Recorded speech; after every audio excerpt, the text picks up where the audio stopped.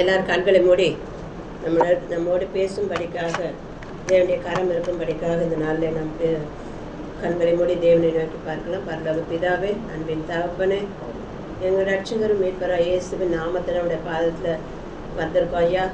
எங்கள் தேவன் கற்றுக் கொடுக்கிறவர், போதித்து நடத்துகிற தேவனே, உங்களுடைய வார்த்தையினாலே எங்களுக்கு நீர் இந்த நாளில் உங்களுடைய பரலோக ராஜ்யத்தின் காரியங்களை குறித்து எங்களுக்கு வெளிப்படுத்தி கொடுங்க.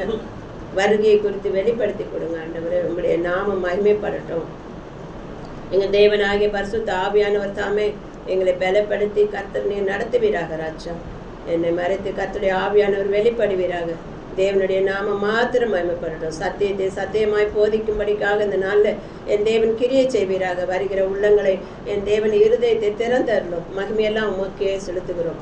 எல்லா தடைகளையும் உடைக்க போடுங்கப்பா. மீட்பர் ரட்சகர் இயேசுவின் நல்ல நாமத்தில் செபிக்கிறோம் எங்கள் நல்ல பிதாவே, ஆமென். அல்லேலூயா. எப்பவுமே நம்ம சில காரியங்களாம் யோசித்து பார்க்குறோம். என்ன நடக்கும், நம்ம எதுக்காக அழைக்கப்பட்டோம், இப்படியெல்லாம் கூடுறோம், இப்படியெல்லாம் நடக்கிறோம், இதெல்லாம் எதுக்கு, எந்த இடத்துக்காக பண்ணுறோம்? நித்திய ஜீவனுக்காக தானே நம்ம வரோம். நமக்குன்னு ஒரு வாழ்க்கை தேவன் கொடுத்துருக்காரு. எங்கே நமக்கு பரலோகத்துக்கு போகிறது, எங்கே மறிச்சாக்கா அவங்களாம் போக முடியாது. ஆனால் நாம் ஆண்டவர் எங்கே கொண்டு போகிறாரு? நித்திய ஜீவனுக்காக தான் நம்மளை அழைச்சிருக்காரு. அதனால தான் இந்த கூடாரத்துக்கு வரோம். நம்ம எந்தெந்த சபைகள்லாம் இருக்குதோ எல்லா சபைகளிலும் கூடாரங்கள் ஆண்டவர் எல்லா இடத்துலையும் ஏற்படுத்தி ஜனங்களுக்காக ஆண்டவர் வைத்திருக்கிறார். ஆனாலும் சில வேளைகளில் நம்ம அதை மறந்து போகிறோம். அப்படி மறக்காதபடிக்கு இருக்க இந்த நாளில் நமக்கு பவுலை ஆண்டவர் தேவன் உதாரணமாய் வைத்து நமக்கு அவர் மூலமா நமக்கு இன்னைக்கு அநேக காரியங்களை கற்றுக் இருக்கிறார். எடுங்க, ரோமர் 8ஆம் அதிகாரம். நான் ஏற்கனவே ஒரு மாதமாகவே சொல்லிக்கிட்டே இருக்கேன் இந்த வசனத்தை குறித்து தியானிக்கணுன்னுட்டு.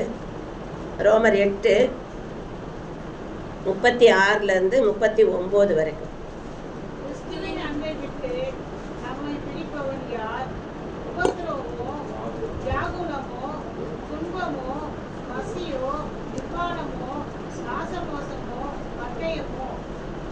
எல்லாவற்றிலையும் நாம் நம்மில் அன்பு கூறுவதாலே முற்றும் ஜெயம் கொள்ளுகிறவர்களாக இருக்கிறோமே. மரணமானாலும் ஜீவனானாலும் தேவதூதர்களானாலும் அதிகாரிகளானாலும் வல்லமைகளானாலும் நிகழ்காரியங்களானாலும் வருங்காரியங்களானாலும் உயர்வானாலும் தாழ்வானாலும் வேறெந்த சிருஷ்டியானாலும் நம்முடைய கர்த்தராகிய இயேசு கிறிஸ்துவிட தேவனுடைய அன்பை விட்டு நம்மை பிரிக்க மாட்டாது என்று நிச்சயித்திருக்கிறேன். ஆமென். அல்லேலூயா. பாருங்க, நம்ம கர்த்தரின் அன்பை விட்டு பிரிக்க முடியாதுன்னு பவுல் சொல்றாரு இல்லையா? கொஞ்சம் நம்மளை கொஞ்சம் அந்த இடத்துல நிறுத்தி பார்க்கலாமா? கர்த்தரின் அன்பை விட்டு நம்மளை எதெல்லாம் பிரிக்குதுன்னு நம்ம பார்க்கலாமா? எதெல்லாம் பிரிக்கும் கர்த்தரின் அன்பை விட்டு?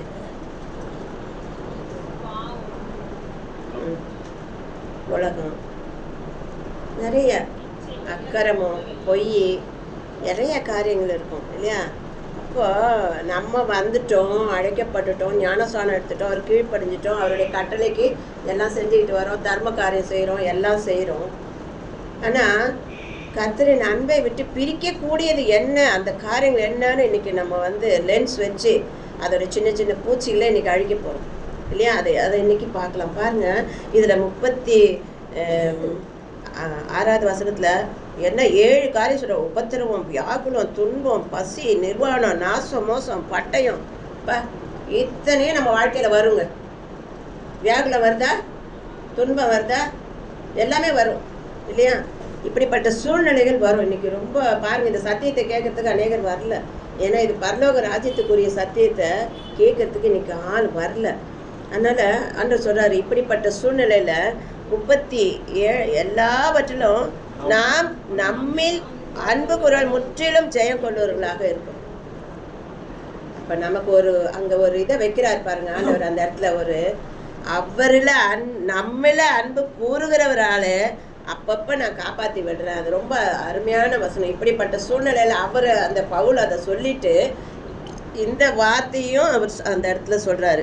திரும்பவும் 38 சொல்கிறாரு. அவர் என்ன சொல்கிறாரு?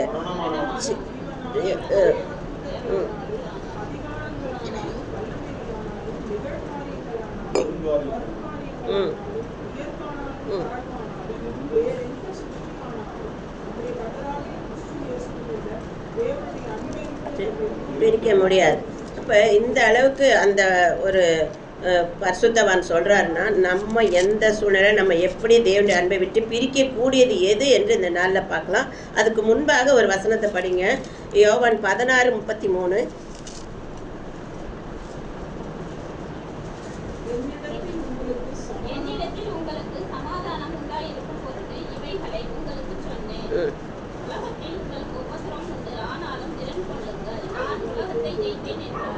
இந்த தைரியத்தை நமக்கு கொடுத்துருக்காரு. அதனால் இப்போ நம்ம அந்த அன்பை விட்டு பிரிக்கக்கூடிய காரியம் எதுங்கிறத இந்த நாளில் பார்க்கலாம். பாவங்கிறது நமக்கு தெரியும். ரோமர் 5:20-21 பாருங்கள். எதுக்கு நம்ம அதை வந்து நம்ம என்ன செய்யணும், அந்த பாவத்தை எப்படி மேற்கொள்ளணும்னு இருக்கும் பாருங்கள்.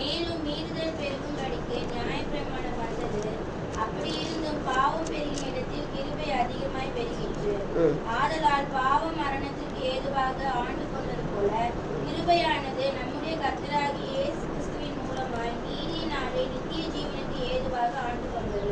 நித்திய ஜீவனுக்கு ஏதுவானது, அதாவது பாவம் என்று அறிந்திருந்தும் அதை விட்டு மனம் திரும்பாமல் அதிலே நிலைத்து இருந்தாக்கா தேவனுடைய அன்பை விட்டு பிரித்து போனாங்க. மனம் திரும்பாத பட்சத்தில் அப்போ இவ்வளோ தூரம் கடந்து வந்து போக வேண்டிய ஊருக்கு போகாமல் நின்றுட்டா யோசித்து பாருங்க இல்லையா? இன்னைக்கு உங்களுக்கு இன்னைக்கு அமெரிக்காவில் இன்னைக்கு ஒரு பெரிய ஒரு விசேஷமான கூட்டத்துக்கு கொண்டு போகிறாங்க. 100 பேர் வந்துடுங்கன்னு சொல்கிறாங்க. 100 பேர் போகிறாங்க. 100 பேர் போகிற இடத்துல திடீர்னு உங்களுக்கு கிளம்பி போகிறதுக்கே அப்படி இப்படி லேட் ஆகிட்டு, இல்லை அந்த பாஸ்போர்ட் சரியாக இல்லாமல், அந்த விசா சரியாக இல்லாமல் ஏதோ ஒரு ப்ராப்ளம் வந்துச்சுன்னா எவ்வளோ மன துக்கப்படுவோம். எல்லாருக்கும் ஊரெல்லாம் சொல்லிட்டோம், எல்லாம் எடுத்துட்டோம், ஆயத்தப்படுத்திட்டோம், எல்லாம் பண்ணிட்டோம். ஆனால் நமக்குள்ளே எப்படி காரியங்கள் இருக்குங்கிறத யோசிக்கணும். அப்போ பாவம் என்று அறிந்திருந்தும் அதை விட்டு மனம் திரும்பாமல் அதிலே நிலைத்திருந்தால் தேவனுடைய அன்பை விட்டு நம்ம பிரிஞ்சு போயிடுவோம். மனம் திரும்ப சொல்கிறார் ஆண்டவர். அதனால தான் அந்த யோவான் 16:33 சொல்லியிருக்காரு. அது போல தான் நம்மளை வந்து மனம் திரும்ப சொல்கிறார். மனப்பூர்வமாக பாவம் செய்ய வந்தார். இப்போ எபிரேயர் 10:26-29 என்ன போட்டிருக்கு பாருங்க. எபிரேயர் அடைந்த பின்பு நாம் மனப்பூர்வமாய் பாவம் செய்கிறதா இருந்தால் பாவங்களின் நிமித்தம் செலுத்தத்தக்க வேறொரு பலி இனி இல்லாமல் நியாய தீர்ப்பு வரும் என்று பயத்தோடு எதிர்பார்ப்புகளும் விரோதிகளை பட்சிக்கும் கோபாக்கினியுமே இருக்கும். அப்போ கோபாக்கனிக்கு நம்ம வந்து என்ன பண்ணுது, அந்த பாவம் கொண்டு போய் தேவனுடைய கோபாக்கனிக்கு நேராய் தள்ளப்படுகிறது. இப்போ நம்ம நினச்சிட்டு இருக்கோம், ஐயோ பவுல் சொல்லிட்டார் மரணமானாலும் ஜீவனாலும் அன்பைட்டு பிரிப்பவனார்னா. ஆனால் இந்த பாவம் மனம் திரும்ப நம்ம செய்வோம். பாவம் செய்யாதவங்க யாரும் செய்யும் போதே மனம் திரும்புகிற ஒரு காரியம் நமக்குள்ளே இருக்கணும். ஆனாலும் தெரிஞ்ச மனப்பூர்வமாக பாவம் செய்கிறவங்களா இருந்தாக்கா கோப அக்கினிக்கும் இது பண்ண முடியாது, நியாய தீர்ப்புக்கு முன்னால் நிற்கவும் முடியாது. எழுதி வேணால் வச்சுக்கோங்க, மார்க் 3:29 இருக்கும். அதனால தான் ஆதாம் ஏவாள் பாருங்கள், சாத்தானால் வஞ்சிக்கப்பட்டு போகிறதுக்கு காரணம் என்ன ஆச்சு? விழுந்து போனாங்க பாருங்கள். ஒரு பேசுகிற இடம் கூட ஒரு பெண்கள் வந்து அந்த ஆண்கள் இல்லாதப்போ, அந்த ஆதாம் இல்லாதப்போ தான் அந்த ஏவாள்கிட்ட வந்து அந்த சாத்தான் பேசுகிறான் இல்லையா? அந்த மாதிரி சூழ்நிலையில் பாவத்துக்கு கொண்டு போய் தள்ளக்கூடிய சூழ்நிலைகள் வரும். அதனால் ரொம்ப ஜாக்கிரதையாக இருக்கணும். பெண்களாகினா மிகவும் எச்சரிப்பாக ஜாக்கிரதையாக இருக்கணும். அதனால தான் அது மட்டும் இல்லை, இன்னொன்று வந்துட்டு ஒருத்தவங்க நல்லா வாழ்ந்துட்டாங்கன்னா அவங்கள பார்த்துட்டு நம்ம ஒரு உள்ளத்தில் ஒரு மாதிரி இருக்கும் தெரியுமா? இப்படி இருந்தாங்க இப்படி ஆயிட்டாங்கன்னு நினச்சோம்னா கூட நம்ம பேசலாம் எப்படி மாறிடும், முகநாடி வேறுபடும். இந்த காயினுக்கும் ஆபேலுக்கும் என்ன பண்ணுச்சு? அவர் கர்த்தருக்கு காணிக்க, இவரும் கர்த்தருக்கு காணிக்க கொடுத்தாரு. முகநாடி வேறுபடுகிற காரியம் கூட ஒரு பாவத்தை குறிக்கிறது தான். முகநாடி வேறுபடுது. அவன் சகோதரனுக்கு விரோதமாக நம்ம சகோதரர்கள் உயர்த்தப்படும் பொழுதோ, இல்லை தேவனால் ஆசீர்வதிக்கப்பட்டவர்கள் அப்படி இருக்கும்போது, ஆண்டவரே நான் ஏதோ தப்பு செஞ்சுட்டேன், என்னை மன்னிங்க, என்னையும் என்னுடைய காணிக்கை நான் எப்படி கொண்டு வரணும்னு கேட்கணும் இல்லையா? அது போல் அந்த காயின் கேட்டுருக்கலாம். ஆனால் அதெல்லாம் செய்யாமல் அவனுடைய முகநாடி வேறுபடுறது இல்லாமல் கொலை செய்கிறது தூண்டுது. அப்போ வார்த்தையினால நம்ம யாருன்னா கொலை செய்கிறோமா? அதுவும் என்னது? வார்த்தையினால நம்முடைய வார்த்தை மற்றவர்களை உள்ளத்தில் கொலை செய்யும்படிக்கான அவ்வளோ அதை குறித்து அந்த சொன்ன வார்த்தை என்னால் தாங்க முடியல அப்படின்னு சொல்லிட்டு எத்தனை வேலையில் சொல்கிறோம். அப்போ அதெல்லாம் வந்து நம்மளை தேவனுடைய அன்பை விட்டு அந்த மாதிரி செய்யும்போது தேவனுடைய அன்பை விட்டு பிரிக்கக்கூடிய காரியமாக இருக்கிறது. அதான் தண்டனை, அதான் தண்டனை கிடைக்குது இல்லையா, தேவனுடைய தண்டனைக்கு ஆளாயிரம். தேவனுடைய அன்பை விட்டு அவன் தள்ளி போயிட்டான். அவன் மேல, தேவன் மேல அப்படியே தன்னுடைய தவறை உணர்ந்து அந்த இடத்துல காயின்னு அவனுக்கு ஏன் கொடுத்தாலும் ஒரு நிமிஷம் சிந்திச்சு பார்த்துருந்தா, அப்பா நான் ஏதோ தவறு பண்ணிட்டேன் எப்படின்னு கேட்டிருந்தா ஆண்டவர் எப்படி சொல்லியிருப்பாரு, அழகா தூக்கி சரி நீ வா அப்படி சொல்லிட்டு அவரே அவர் இடத்துல வந்து இந்த ஆட்டை எடு, இதை புசிக்கலாமான்னு சொல்லிட்டு கூட வச்சு விருந்து பண்ணியிருப்பாரு. சொல்லியிருப்பேன் உன் வாசப்பட பாவம் படுத்திருக்கணும், என்ன ஆண்டவர் விட்டு எங்க நான் என்ன செய்வேன்ட்டு. அப்போ தள்ளி விடக்கூடிய காரியங்கள் வருது. அடுத்தவங்க உயர்வை பார்த்து நம்ம போகிறோம், இந்த காரியங்களை நம்ம உங்களை காயப்படுத்திக்கிட்டு இருந்தோம்னா தேவனுடைய தண்டனைக்கு ஆளாகுவோம். என்னாகமும் 5, 6, 7 கூட போட்டிருக்கோம், எழுதி வச்சுக்கோங்க. 1 யோவான் 1:9 அதெல்லாம் எழுதி வச்சுக்கோங்க. அந்த வசனத்தை வீட்டில் போய் வாசிங்க, அப்போதான் உங்களுக்கு அதோடைய காரியங்கள் புரியும். பொருத்தனை பண்ணுறதுல பாருங்க, உபாகமம் 23, 21, 22.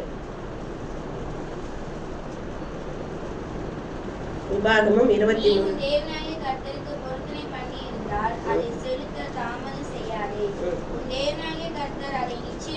கையில் கேட்பார், அது உனக்கு பாவமாகும்.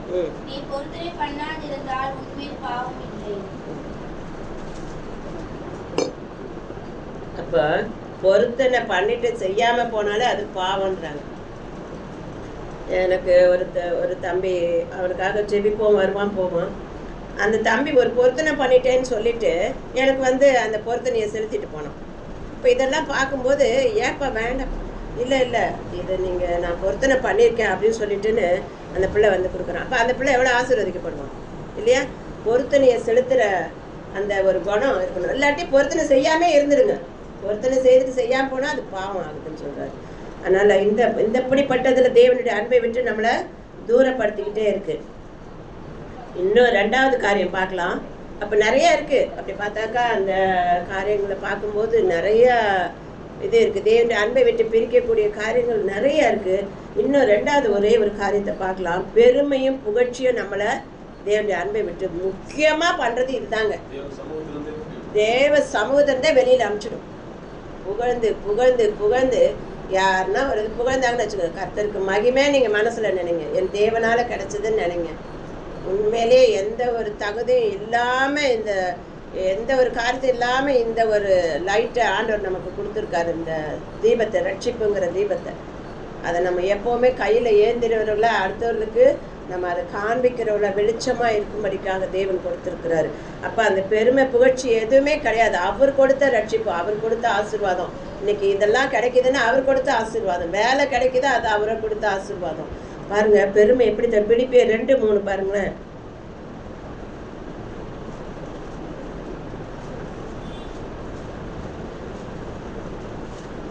பிலிப்பியர் 2:3 தானே அது. பெருமையினாலாவது செய்யாமல் மனத்தாழ்மையினாலே ஒருவரையொருவர் தங்களிலும் மேன்மையானவர்களாக என்ன கடவுள் அவனவன் தனக்கானவைகள் அல்ல பிறருக்கானவைகளையும் நோக்குவானாக. ஆமா, அதுதான் முக்கியமான வசனங்க. அது பெருமையாக எந்த ஒரு காரியத்தையும் நம்ம செய்யணும். நம்ம குடும்பம் ஒற்றுமையாக வாழ நமக்கு அவசியமான குணம் என்ன தெரியுமா? தாழ்மை தான். அப்போ பெருமை வந்தாக்கா என்ன ஆயிடுது? பிரிவினைகள் வந்துடும். நமக்குள்ள பெருமை வந்தாலே போச்சு. எபேசியர் 4:2 பார்த்தீங்கன்னா தெரியும்.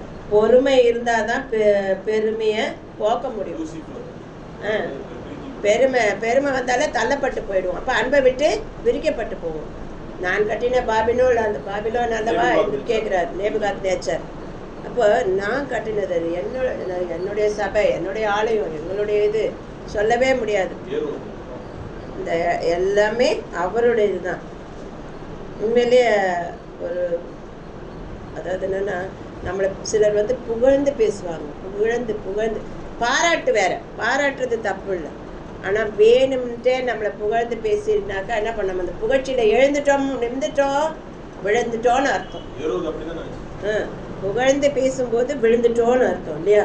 அப்போ நிறைய காரியங்கள் இருக்குது. மனுஷங்களை குறித்து நம்ம மனுஷங்களை தூக்கி வச்சுட்டு அவங்கள குறித்து பெருமை பாராட்டுவோம். எங்களுக்கு தெரிஞ்ச ஒரு சகோதரி எப்போ பார்த்தாலும் ஒருத்தவங்களை பற்றி சொல்லி சொல்லி சொல்லி அவங்க அப்படி, அவங்க தான் எங்களுக்கு, அவங்க தான் இப்படி அப்படின்னாங்க. இவங்க கஷ்டப்படுறப்ப எட்டி கூட பார்க்கல. நான் அதை கேட்கலான்னு நினச்சேன். ஏம்மா அவ்வளோ அவங்கள பற்றி புகழ்ந்து தண்ணிய இன்னைக்கு ஒரு வேலை உனக்கு எதனா என்ன விசாரிக்கிறது கூட வரலையே, நான் பார்த்துட்டு தானே இருக்கேன் அப்படின்னு கேட்கலான்னு கூட நினைப்பேன். ஏன்னா அப்படி மனுஷனை குறித்து பெருமை பாராட்டி காரியங்களை என்ன பண்ணுவாங்க, தேவனுடைய அன்பை விட்டு அவங்கள பாராட்டுங்க, தவறே கிடையாது, பாராட்டுங்க. உன்னுடைய இது நீ வந்து செலக்ட் ஆனதுக்காக நான் ரொம்ப சந்தோஷப்படுறேன், பாராட்டுங்க. அப்படியெல்லாம் பாராட்டலாம். ஆனால் புகழ்ச்சியாக அவர்களை விழ தள்ளும்படிக்காக சிலர் செய்யவே கூடாது. 1 கொரிந்தியர் 1:28-31 பாருங்க.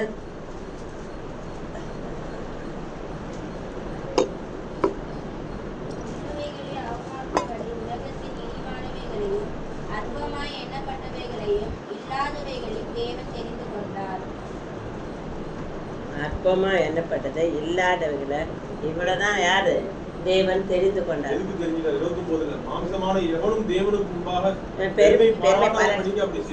மாம்சமான யாருக்கு முன்னால பெருமை எல்லாமே யாருடையது, அவருடையது. பெருமை வந்துச்சுனால நம்ம கீழே தள்ளப்படுவோங்க. பெருமை பாராட்டுவது தவறானது. அதுவும் விக்கிரகங்களுக்கெல்லாம் பெருமை பாராட்டுவது, அதாவது அதுதான் என்னை காப்பாத்துச்சுன்னு சொல்றதும் ஒரு காரியம் அல்ல. ஏன்னா நானே கர்த்தர் என்று தேவன் சொல்லியிருக்கிறார். நீதிமொழிகள் 27-21 நமக்கு வச்சிருக்கிற டெஸ்ட் பாருங்க எங்கன்ட்டு. 27-21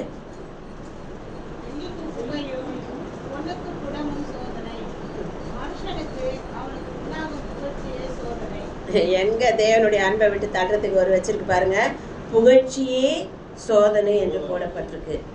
நம் விடுகிற மூச்சு, நம் ஜீவன், நம்முடைய கொடுக்கப்பட்ட ஆசீர்வாதங்கள், நம்ம அழைத்தவர் எல்லாவற்றையும் நம்ம சிந்தித்து நம்ம சிந்தையில என்ன பண்ணணும், அதை வைத்திருக்கும் பொழுது தான் அந்த புகழ்ச்சி சோதனையிலேருந்தெல்லாம் நம்ம ஜெயிக்கவே முடியும். ஏன்னா பிலிப்பியர் 2:5 போடப்பட்டு கிறிஸ்து இயேசுவில் இருந்த சிந்தையே உங்களிலும் இருக்க கடவுது என்று தேவன் சொல்லியிருக்கிறார். அப்போ அந்த சிந்தையை நாம் பெற்றுக்கொள்ளும்படிக்காக அந்த சிந்தனையில் இருக்கும்போது இந்த பெருமையும் புகழ்ச்சியும் தள்ளி விட்டுடுவோம். சரி, இதெல்லாம் என்னடா இப்படியெல்லாம் இருக்கே, நான் நித்திய ஜீவனுக்கு தகுதி இல்லையா, ஐயோ நான் இப்படியெல்லாம் இருக்கேன், நான் எப்படி போவேன் ஆண்டவர்கிட்ட அப்படின்னு நினைக்காதீங்க. ஏன்னா உங்களை அழைத்தவர் யாரு, உண்மை உள்ளவர். அதுக்கு தான் நான் அந்த வசனத்தை முதல்ல படிக்க சொன்னது. படிங்க அந்த வசனத்தை, யோவான் 16:33.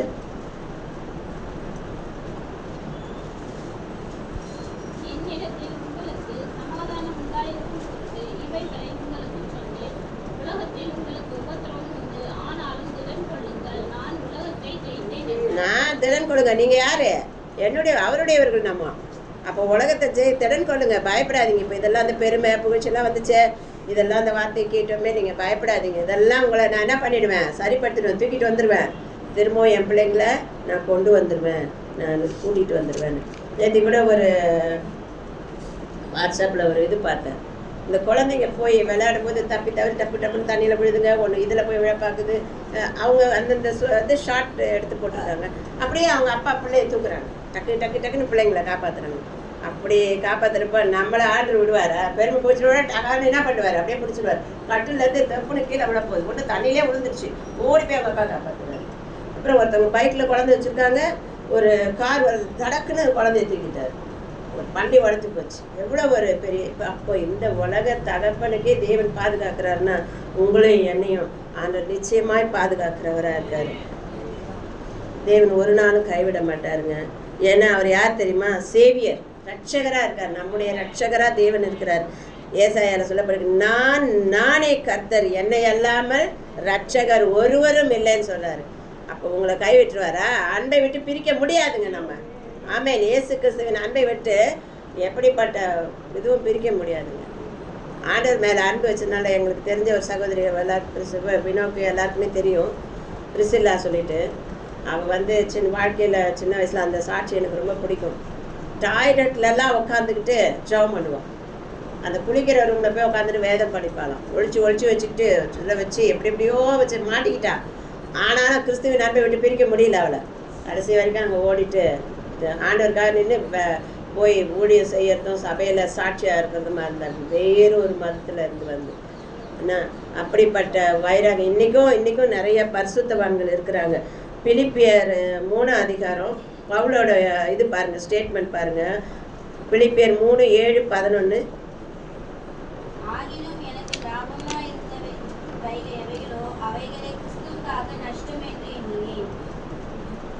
கிறிஸ்துவுக்காக நஷ்டம் என்று எண்ணினாராம்.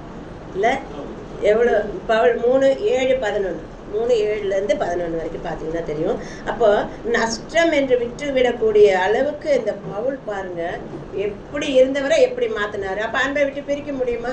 நம்ம எப்படி இருந்தோம் நம்மளை பிரிக்க முடியாது. அவருடைய அன்பை விட்டு நம்மை பிரிக்க முடியாது. ஒரு சபையில் எல்லாரும் ஆராதனை நடந்துட்டுருக்கான். நடந்துட்டு இருக்கும்போது ஒருத்தர்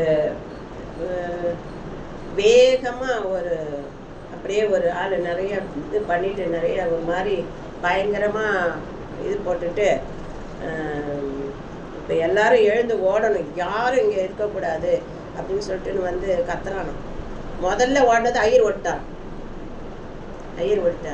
ஜனங்களும் ஓடினாங்க. ஆனால் 2 பேர் மட்டும் எழுந்தே ஓடலையாம். என்னடான்னு பார்த்தாக்கா அவங்க சொன்னாங்களாம், நீ என்னென்ன பண்ணிக்கோ, நான் இங்கே தான் ஆராதனை டைம் முடியல, நான் எழுந்து போக மாட்டேன், நான் இங்கே தான் இருப்பேன்னு. அப்புறம் அவர் கழிச்சிட்டு அவர் உடன் ஊழியர். அந்த உடன் ஊழியர் யார் எப்படி இருக்காங்கன்னு சோதனை பாருங்க, எங்கே வந்துன்னு சோதிச்சு பார்த்தேன், என்ன இப்படி ஓடிட்டீங்களே அப்படின்னா. நீங்களாம் அப்படி ஓடுவீங்க? ஓடுங்க.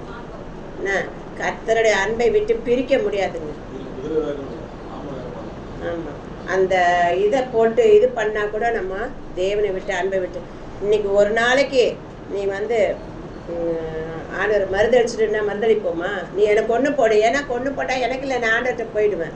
நீ எனக்கு ஒன்று போடு, என்ன ஆண்டவர் தான் சொல்லிட்டுன்னு நம்மளால் நிற்க முடியும். ஏன்னா யாரையும் கொண்டு போக முடியாது. அதனால் கிறிஸ்துவுக்கு அருளப்பட்ட கிருபையின்படி நம்ம ரட்சித்து அவர் பரிசுத்த அழைப்புனால நம்ம அழைத்திருக்கிறார். 2 தீமோத்தேயு 1:9 அந்த வார்த்தை இருக்கும். அந்த வார்த்தையை நீங்கள் எழுதி வச்சுக்கோங்க. அதனால் கிறிஸ்து எனக்கு ஜீவன், சாவு எனக்கு ஆதாயம் சொல்லிட்டு இந்த பவுல் சொல்கிறாரு. நமக்கும் அதே தான். கிறிஸ்து நமக்கு ஜீவன். நமக்கு எதுக்காகன்னா நமக்கு வைக்கப்பட்டிருக்கிற கிரீடத்தை பெற்றுக்கொள்ளும்படிக்காக. அந்த நீதியின் கிரீடத்தை பெற்றுக்கொள்ள நம்ம யாரை சார்ந்து வாழணும்னா உலக ரட்சகர் இல்லை, உலக ரட்சகர் தான், ஆனால் என்னுடைய ரட்சகர் அவர். ஆமேன் இல்லையா? உலக ரட்சகர் நம்ம சொல்லிக்கலாம், ஆனால் நம்ம ஒவ்வொருத்தரும் சொல்ல வேண்டியது என்னுடைய ரட்சகர் சொல்லிட்டு. உலகத்து ஹீரோலாம் படத்தில் அந்த இதுக்கு தாண்டி எகிரி ஓடிடுவாங்க. ஆனால் நம்ம ஹீரோ தாண்டி ஓட மாட்டார். நம்ம கூடவே இருந்து முடிவு பரிந்து நம்ம. ஆனால் அவரை சார்ந்து இருக்கவங்களுக்கு மாத்திரம்தான், அவரை சார்ந்து இல்லாதவங்களுக்கு அல்ல, பெயர் கிறிஸ்தவர்களுக்கு அல்ல, அவரை சார்ந்து வாழ்கிறவர்களுக்கு தான் அந்த ஒரு காரியத்தை. யோசேப்பு பாருங்க, இன்னைக்கு நீங்க கேட்டீங்க தேவனுக்கு விரோதமாய் பாவம் செய்வது எப்படின்ட்டு இல்லையா? அப்போ அவர் அன்பை விட்டு பிரிக்க முடிஞ்சுதா? இயேசு கிறிஸ்துவோடைய மெசேஜ் கேட்டாரா? மத்தேயு அதிகாரம் மலை பிரசங்கம் கேட்டாரா? ஒண்ணுமே இல்லை. யாக்கோபு ராத்திரில அவங்களுக்கெல்லாம் லைட்டெல்லாம் கிடையாது, எல்லா குடும்பமாக அப்படியே இந்த கூடாரங்கள் வெளியில் படுத்து இருக்கும்போது தேவன் செய்த நன்மைகள், தேவன் இப்படிப்பட்டவர், நோவா இப்படி செய்தார், இதெல்லாம் அவர்கள் மனதில் கர்த்தர் யார் என்று, அவர் எவ்வளோ பெரியவர் என்று இந்த யாக்கோபு சந்ததிக்கு சொல்லும்பொழுது அந்த தேவன் மேலே இருந்தது மாத்திரம் இல்லை, அந்த தேவன் மேலே வைத்த அன்பு, அங்கே இருந்து தேவன் கொடுத்த தரிசனத்தையும் நம்பியிருந்தா பாவத்தை செய்வது எப்படின்னு கேட்க முடியுமா? நம்ம இவெல்லாம் தெரியும். பாவத்தை செய்வது எப்படின்னு நம்ம கேட்டிருக்கோமா? தேவனுக்கு விரோதமாக பாவம் செய்வது எப்படின்னு கேட்டிருக்கோமா? இல்லை. அப்படி கேட்குறவங்களா இருந்துச்சுன்னாக்கா தான், நான் பாவம் செய்வது எப்படின்னு கேட்குறவங்களா இருந்தால் நம் தேவனை சார்ந்து அவர் அன்பிலே ஊறி இருக்க, நம்ம அவருடைய அன்பை விட்டு என்னை பிரிப்பவன் யார் என்று நம்ம சொல்ல முடியும். அதனால தான் ரொம்ப ஜாக்கிரதை இருக்கும். வாலிபர்களுக்கும் பெரியவர்களுக்கும் எது தெரியுமா பாதுகாப்பு? அந்த தேவனுடைய அன்பை விட்டு பிரிக்காமல் இருக்கிறது. அவருடைய வசனம் படிச்சிங்கன்னா தெரியும். சங்கீதம் 119:9-11 பார்த்தீங்கன்னா தெரியும். அவருடைய வேத வசனம் தன்னை காத்து கொள்ளுகிறதுனால தான். அப்போ தன்னை காத்துக்கொள்ள, நம்மை காத்துக்கொள்ள தேவனுடைய, அதனால தான் வசனத்தை படிங்கன்னு. இனிமேல் நான் அதான் நினச்சிட்டு இருக்கேன். இனிமேல் உங்களுக்கு நிறைய இந்த ஒர்க்லோடு கொடுத்துட்டே இருப்பேன். ஏன்னா நீங்கள் தேறினவர்களாக மாறணும், நீங்கள் ஆசீர்வதிக்கப்பட்டவங்களாக மாறணுங்கிறதுனால தான் இந்த காரியத்தை நான் சொல்லுறேன். அது ரூத்தை தெரிஞ்சுப்பீங்க. மன உறுதி உள்ள ஒரு ஸ்திரீயாக இருந்தா, மன உறுதி, நான் செத்தா அங்கே தான் சாவேன், நான் கர்த்தரை தான் நான் தெய்வமாக அழைத்துட்டேன்னு சொல்லிட்டு அந்த நகோமி பின்னாலே வராங்கன்னா அந்த மன உறுதி உங்களுக்கும் எனக்கும் இருக்கணும். இந்த தாவீது தன் பாவத்தை அப்படியே ஆண்டவர்கிட்ட அறிக்கை செய்து, அதான் சொல்கிறாரு, அறிக்கை செய்து விட்டுடுங்க அப்படின்றாரு. அப்போ தாவீதும் அந்த ஒரு காரியத்தை தைரியமாக இருந்தார். நிறைய பரிசுத்தவான்கள் உண்டுங்க. இன்றைக்கும் அப்படியே அங்கங்கே இருந்து ஜெபிச்சு முழங்கால் அழுது ஜெபிக்கிற பரிசுத்தவான்கள், ஆவிக்குரிய தகப்பன்மார்கள் எவ்வளோ பேர் மறைச்சிட்டாங்க. ஆனால் அவங்கெல்லாம் வைராகிய பாராட்டி நித்திய ஜீவனை பெற்றிருக்காங்க. இன்றைக்கும் அநேக பரிசுத்த ஸ்திரீகள் இருக்கிறாங்க, நிறைய மிஷினரிகள் இருக்காங்க, ஜீவனையே கொடுக்க துணிகிறவங்க இருக்கிறாங்க. இப்போ 15 நாள் முன்னால் எஃப்எம்பி என்னால் போக முடியல, ரொம்ப லாங்கில் இருந்து. கண்டிப்பாக வரணும் சிஸ்டர், கண்டிப்பாக வரணுன்னாங்க. போய் ஒரு காணிக்கை கொடுக்கறதுக்கும் இல்லை, போகவும் முடியல. என் மனசில் மட்டும் நேற்று கூட அந்த நோட்டீஸை பார்க்கும்போது எனக்கு ஒரு குத்தலாக இருந்தது. ஐயோ, நம்ம ஒரு மிஷினரி இதுக்கு போக முடியலையே பிரதிஷ்டைக்கு அப்படின்னு நினச்சேன். எஃப்எம்பி ஊழியத்தில் அவங்கள பிரதிஷ்டை பண்ணி அவங்க கிராமங்களுக்கு அனுப்புகிறாங்க. எல்லாம் என்ன பண்ணுறாங்களாம், போய் அங்கே விசேஷத்தோட எல்லாருக்குமே எல்லாம் நல்லது நடக்குமா? அநேக எதிர்ப்புகள் இருக்கும், அநேக இது வரும். ஆனால் அவங்க தங்களை தேவனுக்கென்று அர்ப்பணிக்கிறாங்க. இந்த போருங்களெல்லாம் பார்த்தீங்கன்னாக்கா இராணுவத்துலலாம் அந்த சின்ன வாலி பிள்ளைங்களை தான் முன்னால் போடுவாங்க நிறையா. ஏன்னா நிறைய பட்டுன்னு அவுட் ஆகிடுங்க. முதிர்ந்த நல்லா தெரிஞ்சவங்க நேக்கப் பண்ணுவாங்க. முதல்ல இவங்களை வச்சுருவாங்க, அடுத்தது தான் இவங்க போவாங்க. ரெண்டாவது நல்ல எக்ஸ்பீரியன்ஸ். அதுபோல் இப்படிப்பட்ட பிள்ளைகள் அப்படி தேவனுடைய வார்த்தை சொல்லும்படிக்காக தீர்க்கதரிசிகள் எல்லாமே ஆண்டவர் என்ன பண்ணுறாங்க, அனுப்புகிறாரு. அப்போ அவங்கள விட்டு அன்பை விட்டு பிரிக்க முடியாதனால தான் அங்கே போய் இன்றைக்கும் அவங்க பணி செய்கிறாங்க. நம்ம நினச்சிட்ருக்கோம் நாம் நிறைய ஆட்கள், அப்போ நம்ம அவங்கக்கிட்ட அதெல்லாம் கண்ணில் எடுத்துகிட்டு வாங்க. பரிசுத்தவான்களோட ஜெபங்கள், பரிசுத்தவான்கள் முழங்கால்கள், மிஷினரிகள், அர்ப்பணிக்கப்பட்ட ஜனங்கள், இவெல்லாம் எண்ணி பார்க்கும்போது நம்ம எந்த கடைசியில் எத்தனையோடு இருக்கோன்னு பாருங்களேன். நாமளும் தேவனுடைய அன்பை பெற்றுக்கொள்ளணுன்னாக்கா அவருடைய நிலைத்து இருக்கணும். அவருடைய சொன்ன காரியத்தில் ரோமர் 8:36 போட்டிருக்கும் பாருங்க. என்னக்கா அது வீட்டில் போய் கூட படிச்சுக்கோங்க. அதனால் அந்த ஒரு காரியத்தை நம்ம நினைவில் கொள்ளணும். 16 ஜெசித்தான்னு நாங்கள் ஒரு மெசேஜ் ஒரு கூட்டத்துக்கு போயிருந்தேன்.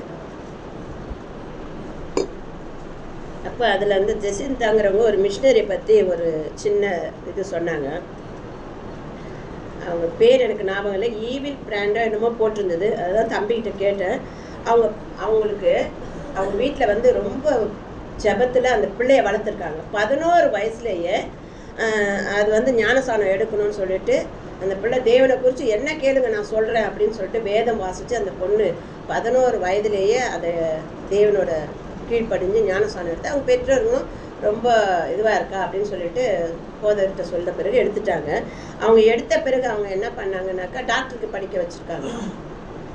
16 வயசுக்கு, அதாவது என்னோட எக்ஸ்பீரியன்ஸ் அதிகமான படிப்பு, வேதம் படிக்கிறதுனால அப்படியே ப்ரமோஷன் போல் அவங்க நல்லா படித்து டாக்டருக்கு படிக்கணும்னு படிக்க ஆரம்பிச்சிருக்காங்க. அப்போ 16 வயசு முடிஞ்ச பிறகு ஆண்டவர் பேசியிருக்காரு மிஷினரியாக போகணும்னு சொல்லிட்டு. மிஷினரியாக போகணுன்னு எந்த இடம்னு கூட காட்டிட்டார். கொல்லிமலைக்கு வான்னு சொல்லிட்டு. கொல்லிமலை எவ்வளோ தூரம், 3000-4000 அடி உயரம் மலை. சரி, யார் போயிருக்கீங்கன்னு தெரியல எனக்கு. அப்படியா, என்னை கூப்பிட்ருக்காங்க, நான் போனதே இல்லை. இவங்க எங்கள் ஐயா போயிருக்காங்க, போய் ஊழியம் பண்ணிவிட்டு மிளகெல்லாம் வாங்கிட்டு வந்திருக்காங்க. அப்போ அவ்வளோ அடி உயரம் மலையில் போய் மிஷினரியாக ஊழியம் போகணுன்னா அவங்க வீட்டில் ஒத்துப்பாங்களா? வாலிப போட்டு. அதனால் என்ன பண்ணாங்க, அனுப்பலையும். ஆனால் ஆண்டவர் பாருங்கள் எவ்வளோ நல்ல தேவன். இவன் மேலே அன்பு வச்சுருக்கனால அவன் ஆண்டவர் மேலே அன்பு வச்சுருக்கான். அவங்க அப்பா அம்மாவுக்கு தரிசனம் இது கொடுத்து கனவுல கொடுத்து அவளை அனுப்புன்னு சொல்லியிருக்காரு. உடனே கீழ்ப்படிஞ்சு அந்த பெற்றோருங்க அவங்கள அனுப்பிச்சி வச்சுட்டாங்க. அங்கே போனால் அந்த அம்மாவுக்கு பாஷை தெரியாது, பேச தெரியல, ஒன்றும் தெரியல. அது எப்படிப்பட்ட சூழ்நிலை, பெண்ணு போயிருக்காங்க. அப்போ அந்த இடத்துல ஒரு மிஷினரி இருந்திருக்காரு. அவருடைய பேர் ஜெசி பிரான்ஸோ என்னமோ போட்டிருக்கு. அவங்க பார்த்துருக்காரு. இந்த பொண்ணை கூப்பிட்டு அந்த கற்றுக் கொடுத்துருக்காரு. அவங்க பாஷையெல்லாம் மொழிகளை கற்றுக் கொடுத்து அதில் இருவரும் திருமணம் செய்து கொண்டு ஊழியத்தை தொடங்கியிருக்காங்க. நிறைய பாடுகள், நிறைய எதிர்ப்புகள் மத்தியில் ஊழியம் செய்து அவங்க தங்களையே அந்த இடத்துக்காக அர்ப்பணிச்சிருக்காங்க. கணவர் இறந்த பிறகும், அவருக்கு வியாதிப்பட்டு அவர் இறந்த பிறகும் அந்த இடத்துல ஊழியம் செய்திருக்காங்க. எவ்வளோ எல்லாம் வீடு எல்லாம் இருக்குது, எல்லாமே இருக்குது, எல்லா சௌகரியமும் இருக்குது. எல்லாத்தையும் விட்டுட்டு இங்கே வந்த சூழ்நிலையில் அவர்கிட்ட கற்றுக்கிட்டு அந்த ஜனங்களுக்காக செய்யும்போது அந்த கொல்லிமலையில் அந்த சபைகள் நிறுவவும், அந்த அநாத பிள்ளைங்களை வளர்க்குறதும், எல்லா காரியத்தையும். அங்கெல்லாம் ரொம்ப கொடுமையான இடம். குழந்த சாகடிச்சிடுவாங்க. ஒரு சாஸ்திரம் பார்த்தா இந்த குழந்தை பிறந்தா அவங்களுக்கு ஆகாதுன்னா உடனே கொண்டுடுவாங்க. அப்பா அம்மா இறக்கப்படவே மாட்டாங்க. நாங்கள் எங்கள் எலிசபெத்தக்கா நானும் ஊழியம் பண்ணையில் ஒரு குழந்தைய கொண்டு போய் ஒரு மாதிரி முள்ளு காடு இருக்கும்ல, நைட்டில் அங்கே போட்டுருவாங்க. பிறந்த குழந்தைய போட்டால் என்ன ஆகும்? எறும்பு ஃபஸ்ட்டு வரும், அடுத்தது நாய் வந்து தின்னார், ரத்தத்தோடு இருக்குதுல்ல, அதனால் அப்படியே கடிச்சு தின்னு அந்த குழந்தை காலி ஆகிடும். அதாவது இவங்க கொல்லாமல் தூக்கிட்டு போய் அங்கே போட்டுருவாங்க, அது போயிடும். இப்படியாக இருக்கும்போது அங்கேருந்து ஒரு குழந்தைய எடுத்துகிட்டு வந்து இங்கே பூந்தமல்லியில் வளர்த்தாங்க. இப்போ எதுக்கு அதை சொல்ல வரேன்னா, மிஷினரியாக தங்களே ஒப்பு கொடுக்கணும். தங்களே ஒப்பு கொடுக்கும்பொழுது அந்த அநேக ஆத்துமாக்களை சம்பாரிச்சாங்க. இப்போ கிறிஸ்துவின் அன்பை விட்டு பிரிக்க முடிஞ்சுதா? நம்மளை அந்த சௌகரியம் பார்ப்போம். எங்கே இருக்கவங்க போய் அங்கே ஒரு கூடாரம் அமைச்சு இருந்து அதுக்கப்புறம் தான் அவங்க இடம் வாங்கியிருப்பாங்க, வீடு கட்டியிருப்பாங்க. எவ்வளோ கஷ்டம் இல்லையா? தேவன் அப்படியாக அவர் மேலே அன்பு வச்சு அன்பை விட்டு பிரிப்பவன் யாருன்னு கேட்குற அளவுக்கு அந்த இடத்துல ஜனங்க இருக்காங்க. இந்த பவுல் செய்த ஊழியத்தை நம்ம நினச்சி பார்க்கும்போது அவருக்குன்னு அந்த மேப்பு பாருங்கள், பைபிளில் பின்னால் பவுல் போன பிரயாணம் பண்ணின இடங்கள்லாம் போட்டுருக்கோம். எவ்வளோ பெரிய பாக்கியவான்! உண்மையில பவுலை நினச்சா எனக்கு அந்த அளவுக்கு சந்தோஷமாக இருக்குது. இப்படி பயமாகவும் இருக்குது, இப்படி ஒரு பரிசுத்தவான ஆண்டவரே அப்படின்னு சொல்லிட்டுங்க. இங்கே எல்லா இடமும் சாட்சி போயிட்டீங்க. இங்கே இருக்கிற லூக்கா சேகரதோ இவளுக்கு வினோக்கு சுகுமாருக்கெலாம் தெரியும், அவங்க வீட்டு மாடியில் தான் இருக்காங்க. அவங்களுடைய லூக்கா சேகரோட லைஃப் சாட்சியை கேளுங்க, வேணா கூட நான் இதை அனுப்பி விடுறேன். எவ்வளோ ஒரு பாடுகளை தண்ணி தேவனுடைய அன்பை விட்டு என்னை பிரிப்பவன் யாருன்ட்டு இருக்கிறாருங்க. குழந்தை இருந்துச்சு, எல்லாம் நிந்திச்ச சூழ்நிலை, ஐயோ அந்த மாதிரி அவ்வளோ ஒரு சாட்சி கேட்டிங்கனால இதுவாக இருக்கும். அவங்க ஆரம்ப காலத்தில் இங்கே சைக்கிளில் வருவாங்க, வந்து நாங்கள்லாம் ப்ரைஸ்லாட் பாஸ்டர் சொல்லுவோம், ப்ரைஸ்லாட்னு. அப்போ வந்து தேனி வீட்டில் தான் வந்து ஜாக்கெட் தைப்பாங்க அவங்க ஒய்ஃபு. அங்கே தான் உட்காந்துருப்பேன், அங்கே பேசுவோம் அவங்கக்கிட்ட. அவர் வெளியிலே நிற்பார் சைக்கிளை வச்சுக்கிட்டு. அப்போது அப்படியெல்லாம் இருந்து நடத்தின அந்த காரியத்தில் தேவன் அப்படி ஒரு சாட்சி நம்ம ஊர்லேயே நமக்கு ஆண்டவர் வைத்திருக்காரு. அதனால் நம்மெல்லாம் யார் தெரியுமா? 1 தெசலோனிக்கர் 4:15 மட்டும் படிங்க, முடிச்சிடலாம். 1 தெசலோனிக்கர் 4:15-17. கர்த்தருடைய வார்த்தையை முன்னிட்டு நாங்கள் உங்களுக்கு சொல்லுகிறதாவது, கர்த்தருடைய வருகை மட்டும் உயிரோடு இருந்த நாம் நித்திரை அடைந்தவர்களுக்கு முந்திக் கொள்வதில்லை. பின்பு உயிரோடு இருக்கும் நாமும் கர்த்தருக்கு எதிர்கொண்டு போக மேகங்கள் மேல் அவர்களோட கூட ஆகாயத்தில் எடுத்துக் கொள்ளப்பட்டு இவ்விதமாய் எப்பொழுதும் கர்த்தருடனே கூட இருப்போம். ரகசிய வருகைக்கு நம்ம மனவாட்டி ஆயத்தாகணும். அவரோட அன்புல நிலைச்சிருந்தோம்னா, என் அன்பை விட்டு பிரிப்பேன், உபத்திரவமோ நாசமோன்னு அந்த 7 காரியத்தை நினச்சிக்கோங்க. வியாகுலமோன்னு சனிக்கிழமை இறந்தாங்க, வியாகுலம், துன்பம் எல்லாம் இருந்துச்சு. ஞாயிற்றுக்கிழமை நம்ம சபையில் ஆராதனை நடந்துச்சா? கிறிஸ்துவின் அன்பை விட்டு நம்மளை பிரிக்க முடியாது. காலையில் நடந்துதா? முதல் நாள் அழுது புரண்டோம், மறுநாள் காலையில் தேவனை ஆராதிச்சோம். எல்லா நன்மைக்கே ஆண்டவர்ன்னு சொல்லிட்டு இல்லையா? தேவன் நம்ம அவர் முகத்தை மாத்திரம் நோக்கி பார்க்கும்பொழுது தேவன் நம்மளை கைவிட மாட்டாருங்க. இந்த ஒரே ஒரு வரி மாத்திரம் நம்ம கவியை பாடலாம். உங்க அழகான முகம் என் உள்ளத்தை அசைக்குது.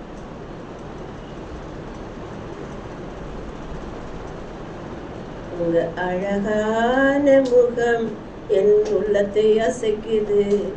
உங்க அழகான குரல் என்னை தூக்கி நடத்துது. உங்க அழகான முகம் என் உள்ளத்தை அசைக்குது.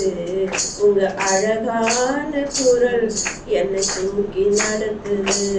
நான் நம்புறேன், இன்னும் நம்புவேன். நான் நம்புறேன், இன்னும் நம்புவேன். என் நம்பிக்கையே நீங்கதான், என் நம்பிக்கையே நீங்கதான். ஆபிரகாமை போல நான் நம்புவேன், ஈசாக்கை போல நான் நம்புவேன். ஆபிரகாமை போல நான் நம்புவேன், ஈசாக்கை போல நான் நம்புவேன். ஒன்றுமில்லை என்றாலும் நம்புவேன், எல்லாமே இருந்தாலும் நம்புவேன். ஒன்றுமில்லை என்றாலும் நம்புவேன், எல்லாமே இருந்தாலும் நம்புவேன். நான் நம்புவேன், இன்னும் நம்புவேன். நான் நம்புவேன், இன்னும் நம்புவேன். என் நம்பிக்கையே நீங்கதான், என் நம்பிக்கையே நீங்கதான். பரிசுத்தரே சொல்லபாதீரபா கர்த்தாவே உங்களுடைய அன்பை விட்டு எங்களை பிரிக்காத படிக்கு நாங்கள் முகத்தையே நோக்கி பார்க்கிறோம். எங்க உள்ளத்தை அசைக்கிற உங்களுடைய முகத்தை நோக்கி பார்க்கிறோம். அரபக்கசலபரிபக்கமா தேவரே, நீர் எங்களை தொடுங்க ஆண்டவரே, எங்களை பலப்படுத்துவீராக ராஜா. உங்களுடைய அழகான முகத்தையே நாங்கள் நோக்கி பார்க்கிறோம். அந்த பிரசன்னத்திலே நாங்கள் வாழும்படிக்காக எங்கள் தேவன் எங்களுக்கு கிருபை தந்தரும்படிக்காக அந்த நாளில் வேண்டுதல் செய்கிறோம். மீட்பராய் உங்களுடைய கரத்தை எங்களை தாழ்த்துகிறோம். இவ்வளவு அழகான ஒரு பகுதி பார்த்தீங்கன்னா செய்தி. இந்த பவுலை குறிச்சு பார்க்குறப்போ நாமளே பலப்படுறோம்ல. அவரு பண்ண கிறிஸ்துவின் அன்பை விட்டு என்னை பிரிப்பவன் யாருன்னு சொல்லிட்டு ஏதோ ஒரு சந்தோஷமான காரியங்களை அனுபவிச்சுட்டு தான் சொல்லுவாங்க. பொதுவாக உலகத்தில் ஏதாவது ஒரு சந்தோஷத்தை அனுபவிச்சா என்ன மாதிரி அன்புப்பா, அவர் விட்டு நான் பிரியவே மாட்டேன், அவர்கிட்ட எனக்கு எல்லாமே கிடைக்குது அப்படிதானே சொல்லுவாங்க பொதுவாக. என்ன சொல்றாரு பாருங்க, கிறிஸ்துவின் அன்பை விட்டு நம்மை பிரிப்பவன் யார்? அப்போ ஆசீர்வாதம், கார்லாம் வாங்கினா அதெல்லாம் வாங்கினா அந்த காரணத்துக்காக அவர் சொல்லியிருக்காரு. கிறிஸ்துவின் நிமித்தம் அவர் பட்ட பாடுகள் இப்படி சொன்னதுதான் பெரிய விஷயம். ஹல்லேலூயா. அவர் முன்னாடி சொல்றாரு பாருங்க, உமது நிமித்தம் எந்நேரம் நான் நேரமும் கொல்லப்படுகிறோம், அடிக்கப்படும் ஆடுகளைப் போல எண்ணப்படுகிறோம் என்று எழுதியிருக்கிறபடி நேரிட்டாலும் கிறிஸ்துவின் அன்பை விட்டு என்னை பிரிப்பவன் அதுதாங்க விசுவாசம். ஏன்னா இவர் தான் என் வாழ்க்கை, எனக்கு நித்திய ஜீவனை அருளக்கூடியவர். இவர்கிட்ட நான் பிரிக்காம வாழ்ந்தேன்னா எனக்கு என்ன கிடைக்குது? கடைசியில் மம்மி சொன்னபடி நித்திய ஜீவன் எனக்கு கிடைக்குது. இவர் தான் எனக்கு, இவருக்காக என்னை பிரிக்கக்கூடிய காரியங்கள் எதுவாக இருந்தாலும் அதை குப்பையாக எண்ணுகிறேன்னு அவர் சொல்றாரு பாருங்க. இந்த மனப்பாங்க நம்ம வளர்த்துக் கொள்வோம். மிகவும் ஒரு அருமையான பகுதி. இது எடுக்கணும், எழுதிக்கிட்டு போயிட்டே இருக்கலாம். அவ்வளோ காரியங்கள் இதுக்குள்ள இருக்கு. நாம கற்றுக்கொண்டது கிறிஸ்துவின் அன்பை விட்டு நம்மை பிரிப்பவன் யார்? அது நமக்குள்ளே கேட்டுக்கணும் இந்த வார்த்தையை. ஓகேவா? கர்த்தர் உங்களை ஆசீர்வதிப்பாங்க. அப்படியே நம்ம ஜெபித்து முடிக்கலாமா? எங்களை அளவுக்கு அதிகமாக நேசிக்கிற எங்கள் அன்பின் பிதாவே, இயேசு ராஜா, பரிசுத்த ஆவியானவரே, ஒரு அருமையான ஒரு செய்தியை எங்களுக்கு கர்த்தர் சொல்லி கொடுத்துருக்கிறீங்க. உம்மோட ஐக்கியமா இருக்கிறதுக்கான வழிகளையும் ஆலோசனை மூலமா கொடுத்துருக்கிறீங்க. வேத வாசனங்களை தியானித்து உம்மோட நெருங்கும் பொழுது உம்மோட ஒரு ஆழமான ஒரு பிணைப்பு ஏற்படுகிறதை குறித்து நீங்க சொல்லி கொடுத்தீங்க. அதன் பிரகாரமாக செய்தியும் பார்க்கும்போது கிறிஸ்துவின் அன்பை விட்டு என்னை பிரிப்பவன் யாருன்னு சொல்லி நீங்க சொல்லி கொடுத்துருக்கிறீங்க. ஆகையால் இத்தனை காரியங்களை எங்களை பலப்படுத்தின உம்மை விட்டு நாங்களும் எந்த காரியங்களாலும் பிரிக்கப்பட்டு போகாதபடி, பாவத்தினாலும் சரி, பெருமையினாலும் சரி, வேற எந்த பகுதியினாலும் சரி, ஆண்டவரே, நாங்கள் பிறரை பார்த்து பொறாமைப்படுவதிலும் சரி, வேற எதிலையும் நாங்கள் பிரிக்கப்பட்டு போகாதபடி மிகவும் ஜாக்கிரதையாக நாங்கள் காணப்பட எங்களுடைய ரட்சிப்பை நாங்கள் காத்துக்கொள்ள கர்த்தர் கிருபை செய்துள்ளுங்க. உங்களுடைய வருகை மிக மிக சமீபமாய் இருக்கிறபடினால் அந்த இடத்துல குதிரை வேகம் கொண்டவர்களாக நான் இங்கிருந்து எடுத்துக்கொள்ளப்படணும்னா கண்டிப்பாக இவைகளை நாங்கள் இந்த வேலையில இருக்கும்பொழுது ஆமை வேகத்தோடு தியானித்து நாங்கள் இந்த கிறிஸ்துவின் அன்புக்குள்ள பலப்பட எங்களுக்கு ஒவ்வொருத்தருக்கும் கிருபை செய்துள்ளுங்க. ஆண்டவரே, வந்த ஒவ்வொரு பிள்ளைகளையும் ஆசீர்வதிங்க. அவங்க தேவைகளை சந்தித்து அவங்க கூட இருந்து வழிநடத்துங்க. ஆண்டவரே, உங்களுடைய நாம மாத்திரம் மகிமைப்படட்டும். இயேசுவின் மூலமே ஜெபிக்கிறோம் எங்கள் நல்ல பிதாவே, ஆமென். சரி சொல்லலாமா? என் ஆத்மாவே கர்த்தரை ஸ்தோத்திரி, என் முழுவதுமே உடைய பரிசுத்த நாமத்தை ஸ்தோத்திரி. என் ஆத்மாவே கர்த்தரை ஸ்தோத்திரி, அவர் செய்த சகல உபகாரங்களை மறவாதே. ஆமென்.